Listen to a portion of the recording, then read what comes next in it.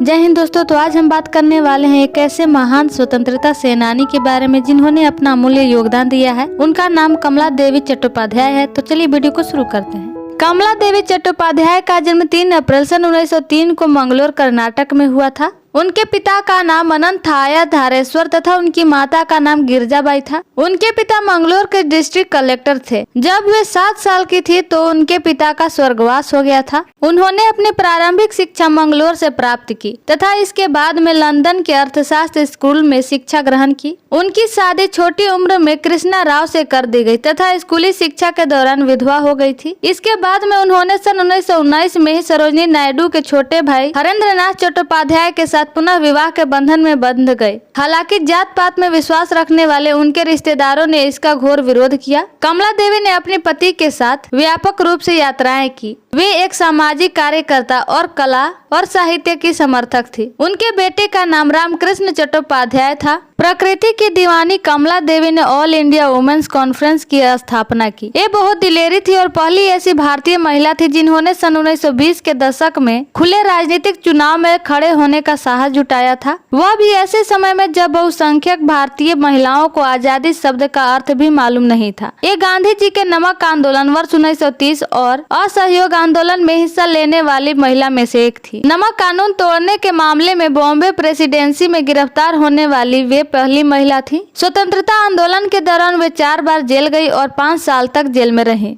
भारत में आज अनेक प्रमुख सांस्कृतिक संस्थान इनकी दूरदृष्टि और पक्के इरादे के परिणाम हैं, जिनमें प्रमुख है नेशनल स्कूल ऑफ ड्रामा, संगीत नाटक academy, central cottage industry emporium और क्राफ्ट काउंसिल ऑफ इंडिया। इन्होंने हस्तशिल्प को कोऑपरेटिव आंदोलन को बढ़ावा देकर भारतीय जनता को सामाजिक और आर्थिक रूप से विकसित करने में अपना योगदान दिया। हालांकि इन कार्यों को करते समय इन्होंने आजादी से पहले और बाद में सरकार से भी संघर्ष करना पड़ा। कमला देवी चट्टोपाध्याय ने देश के विभिन्न हिस्सों में बिखरी समृद्ध हस्तशिल्प तथा हथकरघा कलाओं की खोज की दिशा में अद्भुत एवं सराहनीय कार्य किया। कमला चट्टोपाध्याय पहली भारतीय महिला थी जिन्होंने हथकरघा और हस्तशिल्प को न केवल राष्ट्रीय बल्कि अंतर्राष्ट्रीय स्तर पर पहचान दिलाई। आजादी के बाद इन्हें वर्ष 1952 में ऑल इंडिया हैंडीक्राफ्ट का प्रमुख नियुक्त किया गया। ग्रामीण इलाकों में इन्होंने घूम घूम कर एक पारखी की तरह हस्तशिल्प और हथकरघा कलाओं का संग्रह किया। उन्होंने देश के बुनकरों के लिए जिस शिद्दत के साथ काम किया उसका असर यह था कि जब वे गांव में जाती तो हस्तशिल्पी बुनकर जुल्लाहे सुन्नार अपने सिर से पगड़ी उतार कर इनके कदमों में रख देते थे। इसी समुदाय ने इनके अथक और निस्वार्थ माँ के समान सेवा की भावना से प्रेरित होकर इनको हथकरघा माँ का नाम दिया था। कमला देवी चट्टोपाध्याय ने अपने जीवन में कुछ पुस्तकें लिखी हैं। उनका नाम कुछ इस तरह है। The awakening of Indian women सन 1939 में इन्होंने इस बुक को प्रकाशित किया था। जापान ईस्ट weakness and strength, uncle Sam's empire, in war torn China toward a national theatre. आइए अब हम इनके पुरस्कार के बारे में बात करते हैं। समाज सेवा के लिए भारत सरकार ने उन्हें नागरिक सम्मान पद्म भूषण से सन 1955 में सम्मानित किया। सन 1987 में भारत सरकार ने उन्हें दूसरे बड़े नागरिक सम्मान से पद्म विभूषण से नवाजा गया। सामुदायिक नेतृत्व के लिए सन 1966 में उन्हें रेमन मैग्सेसे पुरस्कार से सम्मानित किया गया था। इन्हें संगीत नाटक अकादमी के द्वारा फेलोशिप और रत्न सदस्य से नवाजा गया। संगीत नाटक अकादमी के द्वारा सन 1974 में इन्हें लाइफ टाइम अचीवमेंट पुरस्कार भी प्रदान किया गया। यूनेस्को ने उन्हें 1977 में हैंडीक्राफ्ट को बढ़ावा देने के लिए सम्मानित किया था। शांति निकेतन में उन्हें सर्वोच्च सम्मान देसी कोट्टम से नवाजा गया। कमला देवी चट्टोपाध्याय का 29 अक्टूबर 1988 को उनकी मृत्यु हो गई।